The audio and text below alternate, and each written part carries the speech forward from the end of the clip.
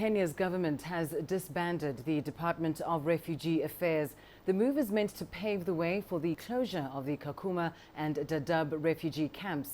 Now, authorities say Kenya shoulders a, quote, very heavy economic, security and environmental burden by hosting refugees. Government says the decision will have an adverse effect on the lives of refugees, but asked the international community to back the move. Kenya's Principal Secretary of the State Department of Interior and Coordination of National Government says Somali refugees will be repatriated back to their home country. Dadaab hosts around 600,000 refugees, whereas Kakuma hosts 200,000. Some families have lived there for generations. The consequence of no movement and lack of interest by the international community in this repatriation program means a lot of burden to the Kenyan government in terms of support of the refugees, of course with the accompanying challenge in security. You know, this country has continued to face a lot of threats, mainly from Al-Shabaab and terror groups. And all the time when try to trace back, we have very strong cells in this country that have their roots in the refugee camps. Now, meanwhile, international rights lobby group Human Rights Watch has urged the Kenyan government to reconsider its decision to close two of the world's biggest refugee camps. In a statement, the Refugee Rights Program Director at Human Rights Watch said that Kenya should not turn its back on people needing protection and on fundamental principles that it has pledged to respect. The Kenyan government says that the decision was based on a protection of national security. However, while recognizing the East African country's predicament, Human Rights Watch says the threat of Al-Shabaab does not negate Kenya's obligation to abide by international refugee law. Right, let's get you some analysis now on this developing story. We're joined live here in our studios in Nairobi by Abdiwad Sheikh Abdisamad from Somali analyst from Southlink Consultants. Thank you so much for joining us this afternoon. This is a very big decision that Kenya has made, and it's most likely going to have some serious implications, is it not? And first and foremost, Kenya is a signatory to the Geneva Convention of 1951. They cannot force more than 600,000 refugees back to Somalia unless they follow the due process.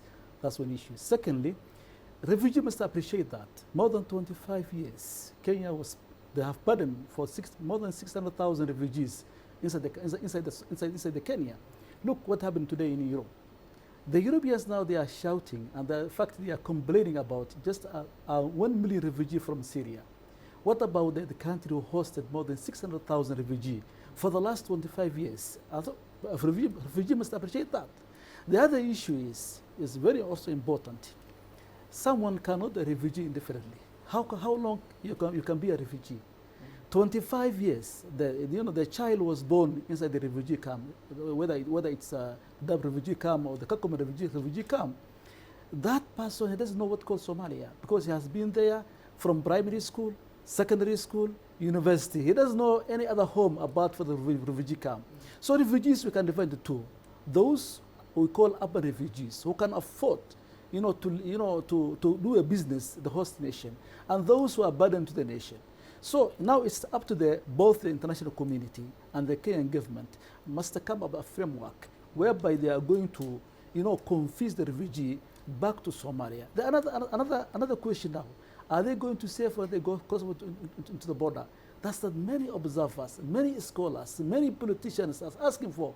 If today Kenyan government force them cross into Somalia, are they going to be safe? Somalia is a fragmented state. At this point, though, what's quite clear is that Kenya is looking at its own national security as its primary concern. I mean, as you've mentioned yourself, this burden that they've carried for perhaps 25 years in some cases, they're saying it's a very heavy economic, security and environmental burden. Is perhaps to some degree Kenya not justified in considering its national priorities over those of others? If the question is security, Kenya has a right to defend herself. Kenya has a right to safeguard the safety and security of the Kenyan population. No question about that.